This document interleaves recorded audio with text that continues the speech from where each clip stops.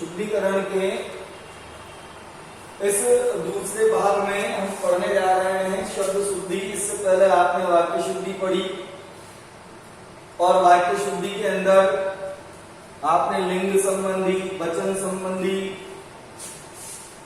क्रिया, अनावश्यक संज्ञा पद, अनुपयुक्त संज्ञा पद, ये सारी त्रुटियां आपने पढ़ी। अब ये शब्दों की शुद्धि कि अधिकतर बच्चे जो हैं वो शब्द को अशुद्ध रूप में लिखते हैं। यहाँ पर अधिकांश पे शब्द लिखे हुए हैं, ये सारे के सारे शब्द जो है लिखे हुए हैं सब अशुद्ध हैं। इन अशुद्ध शब्दों को हमें शुद्ध करना है। जैसे हम बात करें पहले ही शब्द से चलते हैं अतिथि, तो ये शब्द अशुद्ध लिखा हुआ है। अतिथि जब हम लिखते हैं तो अ में भी छोटी ई की मात्रा और ये थ जो है इसमें भी छोटी ई की मात्रा। अतिथि, तिथि का मतलब होता है दिनांक, दिन, वार। अतिथि जिसके आने की कोई तिथि नहीं होती उसे कहते हैं हम अतिथि। तो अतिथि ये इस तरह से अशुद्ध है। क में और थ में, इन दोनों में छोटी ई की मात्रा आती है। अगला शब्द अभ्यारण्य लिखा हुआ है, तो जब हम उच्चारण करते हैं तो ऐसा लगता है कि भ आधा होगा अभ्यारण्य, लेकिन वास्तव में ये अभ्यारण्य शब्द के अंदर ये भ जो है ये आधा नहीं आता, ये पूरा आता है। यहाँ पर आपके दो शब्द जो है उन दो शब्दों से मिलकर ये शब्द बनता है। एक है आपके अभय और दूसरा शब्द होता है आपके अरण्य। इन दोनों ही शब्दों को मिलाने पर जब संधि होती है तो वो संधि होती है आपके दीर्घ स्वर संधि और शब्द बन गया है आपका अभयारण्य। अभयारण्य के अंदर ये भ जो है वो आधा नहीं आता है, इस बात का विशेष ध्यान रखना।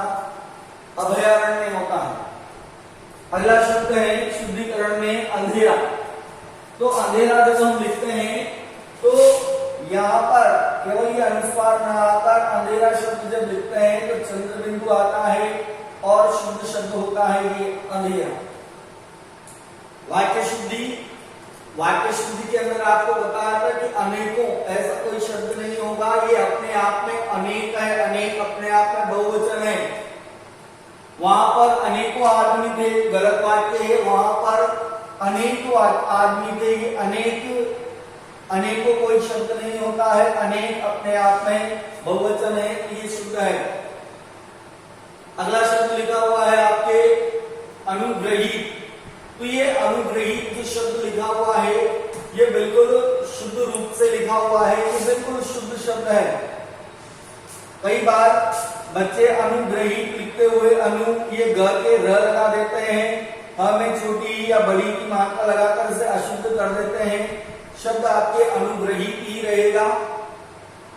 वो जब हम किसी भी शब्द में ई प्रत्यय या ईट प्रत्यय लगाते हैं, देखिए समझिए आपकी कोई भी शब्द है जिसमें रेफ लगा हुआ है, रेफ यानी रेफ कहते हैं हम र को। जैसे मैंने यहाँ कर्म लिखा और एक लिखा ये क्रम, तो ये ऊपर जो रह गया और नीचे जो ये र आया, ये दोनों हिंदी में रेफ कहलाते हैं। रेफ, ये जो नीचे आ गया है ये पूरा र कहलाएगा और जो ऊपर चला गया है उसे आधा र कहते हैं।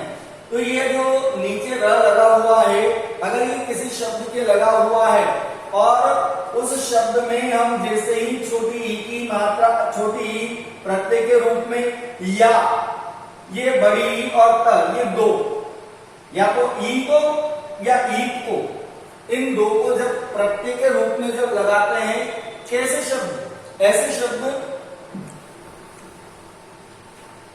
जिनमें ये वाला रफ आ रहा हो, उन शब्दों में जब छोटी ई या ईट प्रत्यय जो भी लग सकते हैं जब हम लगाते हैं तो ये र जो है आपका वो री ऋषि वाले में बदल जाता है। कैसे, तो देखिए आप, जैसे यहाँ पर यही शब्द है क्रम और इसमें जैसे ही हमने ई लगाया तो आपका जो शब्द बनेगा वो बनेगा क्रमी। ये इस तरह से ये र जो है वो आपका बदल गया है री ऋषि वाले में। ठीक इसी प्रकार जिससे पहले वाला शब्द हमने देखा था वो शब्द था कि जैसे ये शब्द है हमारा अनुग्रह, तो अनुग्रह हम ऐसे लिखते हैं, ये आ गया है आपका रैप, और जब इसमें ईट प्रत्यय हम लगाएंगे तो शब्द बन जाएगा आपका अनु, ये बिल्कुल वैसे आएगा। और ये जो आपका रैप है वो रैप री में बदल जाएगा, ये री हो गया है आपका ऋषि वाला, ई बड़ी है तो हमें ये बड़ी लग जाएगी, और ये तब इस प्रकार ये शब्द अनुग्रही इस प्रकार बनता है। यानी रैप वाले शब्दों में ई या ई, इन दोनों में से जब कोई भी प्रत्यय लगाया जाता है तो आपका जो रैप है वो री में बदल जाएगा। उसी प्रकार देखिए ये रहा हमारे को शब्द संग्रह, तो संग्रह ऐसे नहीं लिखते हैं, संग्रह लिखते हैं ये संग्रह, रैप ये संग्रह, यहाँ पर संग्रह नहीं होता, ये री नहीं आता है, ये होता है संग्रह। और अब आप देखिए ये जो शब्द है आपका संग्रह, इस संग्रह शब्द में जब ईट प्रत्यय हम लगाएंगे तो आप देख रहे हैं शब्द बन जाएगा आपका ये इस तरह से, संगमरी, हमें बड़ी की मात्रा और त, संग्रहित। तो जो नीचे शब्द लिखा हुआ है संग्रहित, ये इस प्रकार से लिखा हुआ था, तो संग्रहित ऐसे नहीं लिखते हैं, संग्रहित ऐसे लिखते हैं कि ग में री आता है, हमें बड़ी की मात्रा और त, क्योंकि शब्द है हमारा संग्रह और उसमें हम प्रत्यय लगाते हैं ईट प्रत्यय। अगला शब्द देखिए आप, व्यावहारिक शब्द लिए गए हैं सारे के सारे जो अधिकतर आ जाते हैं आपके और आप गलत करते हैं। अंताक्षरी नहीं होता है ये होता है अंत्याक्षरी, अंत के अक्षर से प्रारंभ होने वाली अंताक्षरी नहीं, अंत्याक्षरी। उसी प्रकार जैसे कि शब्द बताया आपको जागृत, तो जागृत ग में री नहीं आता है, शब्द होगा आपका ये जागृत, यहां पर आपके रैफ आएगा, और जैसे ही आपने इसमें छोटी ई ये प्रत्यय के रूप में लगाया तो शब्द बन गया आपके जागृति, और जागृति ऐसे होगा। तो जागृत शब्द जो है वो जागृत जब हम लिखते हैं तो रैफ आता है, और ई जागृति जब लिखते हैं तो ये जागृति में री आता है, और त में जो है वो आपके छोटी की मात्रा लगती है। ठीक उसी प्रकार अगला शब्द देखिए चिन्ह, अधिकतर बच्चे इसको आधा न और ह कर देते हैं, ये जबकि ची आधा ह और न, चिन्ह ऐसे लिखा जाता है, या ऐसे नहीं लिखे तो हम ये ची ये ह और ह के नीचे ये न लगा दिया, या तो ऐसे लिखे या ऐसे लिखिए, ये न बीच में आधा नहीं आता है, चिन्ह ये शब्द गलत है। अगला शब्द देखिए अमृत, अमृत होता है म में री ऋषि वाला आएगा अमृत। अगले शब्दों को देखिए आप, सृष्टि लिखा हुआ है और एक तरफ लिखा हुआ है दृष्टि, तो देखिए तो यहाँ पर वही बात कि सृष्टा जो लिखते हैं वो ऐसे लिखते हैं, और इस सृष्टा में जब छोटी ही प्रत्यय के रूप में आएगा तो सृष्टि ऐसे लिखेंगे। उसी प्रकार दृष्टा ऐसे लिखा जाता है, और दृष्टा में जब छोटी की मात्रा हम लगाएंगे तो शब्द आपका जो बनेगा वो है दृष्टि, तो दृष्टि ऐसे लिखते हैं और सृष्टि ऐसे लिखते हैं। अगला शब्द है आजीविका, आजीविका कोई शब्द नहीं होता, यहाँ पर आपके व में छोटी की मात्रा भी आएगी, आजीविका। आपका जो शुद्ध शब्द होगा वो है आजीविका, इस प्रकार लिखते हैं। अगला शब्द देखिए आशीर्वाद, अधिकतर बच्चे इसको भी गलत करते हैं। हमारी हिंदी में जहां पर र का उच्चारण होगा वो र जो है अपने पास वाले वर्ण पर चढ़ जाता है, अपने पास वाले वर्ण पर आता है। जैसे हम बात करें यहाँ पर ही बात करते हैं, तो जब हम इसका आशीर्वाद का उच्चारण करते हैं तो ये उच्चारण हो रहा है आशीर, तो ये स पर र की ध्वनि जो आ रही है तो आ श में आएगी आपकी बड़ी की मात्रा, व पर जाएगा ये र और ये द, आशीर्वाद, आशीर्वाद ऐसे लिखते हैं।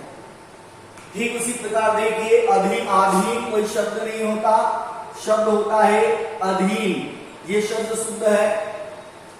प्रातः काल जब हम लिखेंगे तो प्रातः काल लिखते हुए यहाँ पर विसर्ग भी लगाना है, प्रातः काल होता है।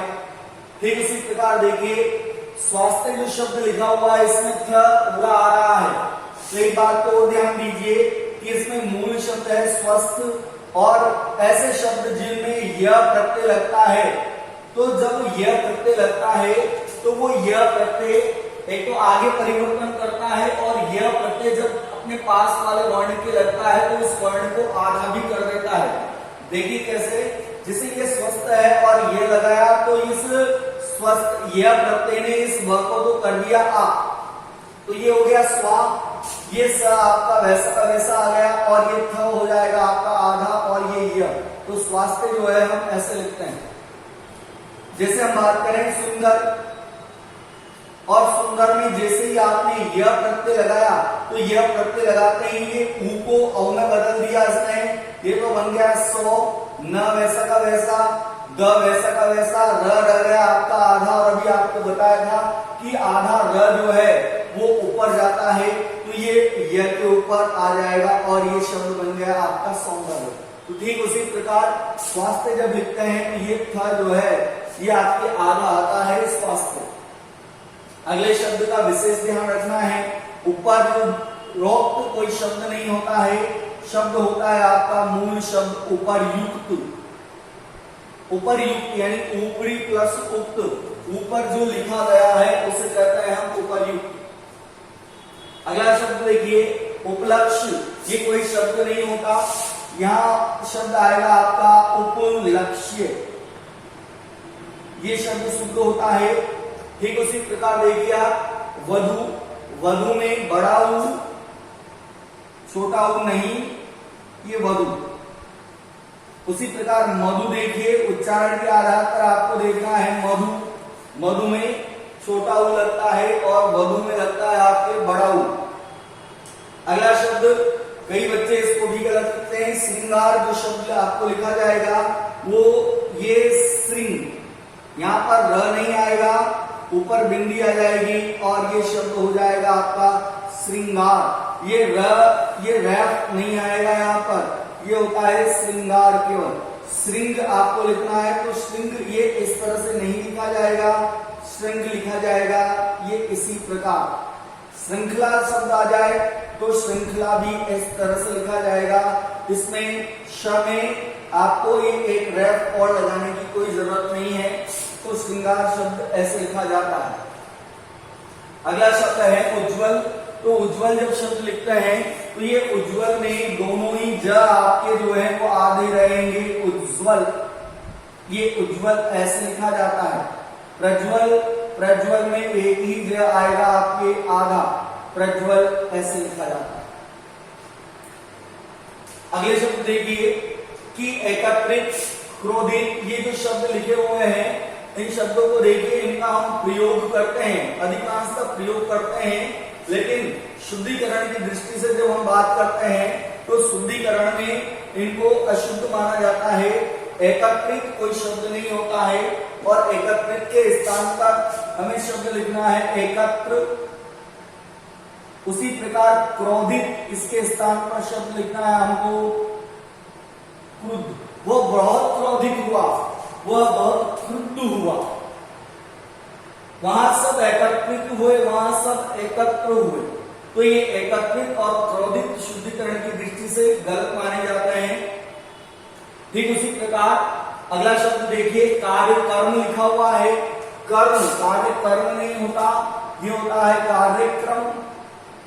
ये क के नीचे आएगा रैप, और यहाँ पर क्रिया क्रम लिखा हुआ है, यहाँ पर रैप चला जाएगा ऊपर। क्रिया कर्म, मरने के बाद जो कार्य होते हैं क्रिया कर्म, तो ये है क्रिया कर्म और ऊपर वाला है कार्यक्रम। वाक्य शुद्धि के अंदर आपको ये शब्द भी बताया था कि कवयित्री जो शब्द है वो कवयित्री ऐसे लिखा जाता है, कवि का स्त्रीलिंग कवयित्री। ठीक उसी प्रकार शुद्धिकरण में आपको ये भी बताया था वाक्य शुद्धि में कि रचयिता नहीं होता, रचयिता होता है। इन शब्दों का आपको विशेष ध्यान रखना है। अगला शब्द देखिए गौरव, जो शब्द लिखा हुआ है ये गौरव होता है, डबल मात्राएं लगेगी यहाँ पर, गौरव डबल मात्राएं। औ की मात्रा लगेगी। फिर है गौतम, ये ग में औ की मात्रा और ये त और ये म, केवल ये डबल त इसमें नहीं आएगी गौतम में। अगला शब्द देखिए, कई बार आ चुका शब्द है, शुद्धिकरण की दृष्टि से त्योहार जब लिखते हैं तो त्योहार में केवल सिंगल मात्रा आती है, ओ की मात्रा आती है, औ की मात्रा नहीं आती, त्योहार। ठीक उसी प्रकार चावल होता है, चावल नहीं होता है, ऊपर नचान आएगा, नानुस्वार आएगा, ये अपने आप में शुद्ध शब्द हो गया है चावल। अगला वाक्य देखिए, अगला शब्द देखिए आप, डमरू, ड के नीचे बिंदी लगा दी गई है। तो इस बात का आपको ध्यान रखना है कि ड के नीचे बिंदी और एक ढक्कन के नीचे बिंदी, ये जो हमारे दो वर्ण हैं, इन दो वर्णों को उत्क्षिप्त वर्ण कहा जाता है। इन दोनों ही वर्णों से कोई भी शब्द प्रारंभ नहीं होता है। जैसे हम बात करें कि ढक्कन लिखना है आपको, तो आप ढक्कन इस प्रकार लिखेंगे, यहाँ बिंदी नहीं लगाएंगे, क्योंकि ये जो वर्ण है ढ के नीचे बिंदी और ढ के नीचे बिंदी, इनसे कोई शब्द प्रारंभ नहीं होता है। हाँ, ये बीच में जरूर आ जाते हैं, लेकिन शब्द प्रारंभ नहीं होता है। ये डमरू, यहाँ पर बिंदी ये नहीं लगेगी, इस बात का आपको ध्यान रखना है। ड और ढ यानी कि उत्क्षिप्त जो वर्ण है, इन दोनों ही वर्णों से कोई भी शब्द प्रारंभ नहीं होगा। तो ये हो गया आपके डब्ल्यू। इसके अतिरिक्त आपको ये भी ध्यान रखना है कि अंग्रेजी का कोई शब्द है और उसमें आपके ये ड आते हैं, तो वहां पर ये दोनों नहीं लगेंगे। जैसे रोड, ये जो शब्द लिखा हम ऐसे ही लिखेंगे, ड के नीचे बिंदी लगाते हैं, ये अशुद्ध हो गया रोड केवल। इन वर्णों का प्रयोग जो है अंग्रेजी के शब्दों में भी नहीं किया जाता। अगला शब्द है ज्योत्सना, इसका मतलब होता है किरण। ये ज्योत्सना जब हम लिखते हैं तो ये स भी बिल्कुल आपके आधा आएगा, ये हो गया आपका शुद्ध शब्द ज्योत्सना।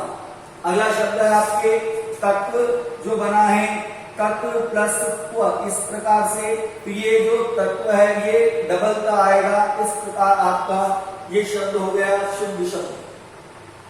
अगला शब्द है गिनती है 43, तो 43 नहीं होता है, तो इसको हम लिखते हैं 43। ये मूल शब्द है 43। जैसे 49 हम कह देते हैं, तो 49 नहीं होता है, वो होता है 49। आगे देखेंगे हम श्रीमती, ये शब्द अशुद्ध लिखा हुआ है। श्रीमती जब लिखते हैं तो ये त जो है, इस त में बड़ी की मात्रा आती है श्रीमती। ठीक उसी प्रकार पत्नी जब लिखते हैं तो पत्नी शब्द में भी बड़ी की मात्रा आती है। तो ये इस प्रकार शुद्ध हो गए हैं। अगला शब्द है दुखी और दुख, तो जब हम दुखी लिखते हैं तो यहाँ पर आपका विसर्ग नहीं आएगा, ये हो गया दुखी। और जब दुख लिखते हैं तो दुख में आपके विसर्ग आ जाएगा, दुख, दुखी। ठीक उसी प्रकार पूज्य, पूज्य कोई शब्द नहीं है, प में बड़ा हुआ आएगा यहाँ पर, ये हो गया आपका पूज्य। और पूज्यनीय भी कोई शब्द नहीं होता, ये प में बड़ा हुआ आएगा, ज और ना में बड़ी की मात्रा और यही है, शब्द हो गया पूजनीय। तो पूज्य बड़ा हु आधा ज और यह, और जब पूजनीय लिखेंगे तो इसमें आधा ज नहीं आएगा। अगला जो शब्द आपके पुरस्कार, तो यहाँ पर उच्चारण कई बार इसी तरह कर दिया जाता है पुरस्कार, लेकिन वास्तव में ये शब्द है पुरस्कार। ये पुरस्कार, तो ये जो शब्द लिखा हुआ है यह शुद्ध शब्द है और शुद्ध शब्द है आपके पुरस्कार। अगला शब्द है पुरुषोत्तम, ये दो शब्द हैं आपके, पुरुष प्लस उत्तम, इन दोनों शब्दों से मिलकर ये संधि हो गई आपकी पुरुषो और डबल त और म, पुरुषोत्तम, पुरुषों में है जो उत्तम। ये इस प्रकार से पुरुषोत्तम शब्द लिखा जाएगा। पुनर्जन्म, अभी आपको बताया कि र का उच्चारण पास वाले वर्ण पर चला जाएगा। हम जब कहते हैं पुनर्जन्म, तो पुनर् न के बाद र का उच्चारण हो रहा है, तो ये ज पे जाएगा और शब्द ये आपका शुद्ध है पुनर्जन्म। ठीक उसी प्रकार अगला शब्द देखिए आप, पक्षीगण। जब हम पक्षी लिखते हैं तो बिल्कुल बड़ी की मात्रा आती है, लेकिन इसके साथ जब दूसरा शब्द जुड़ जाएगा तो शब्द ये ऐसे हो जाएगा आपका पक्षीगण।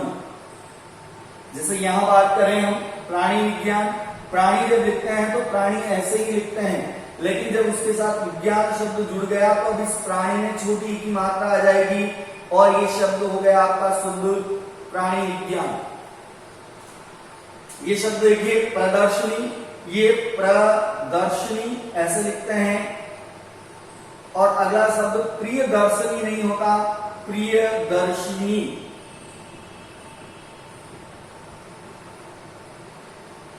ये इस प्रकार से शब्द लिखते हैं।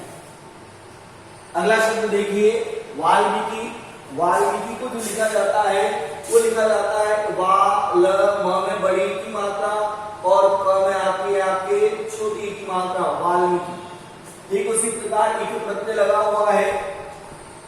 किसी भी शब्द में एक प्रत्यय जब हम लगाते हैं तो एक प्रत्यय लगाने पर आगे उसमें परिवर्तन हो जाता है। जैसे इतिहास शब्द है, इतिहास में आप जैसे ही एक प्रत्यय लगाएंगे तो ऐतिहासिक बन जाएगा।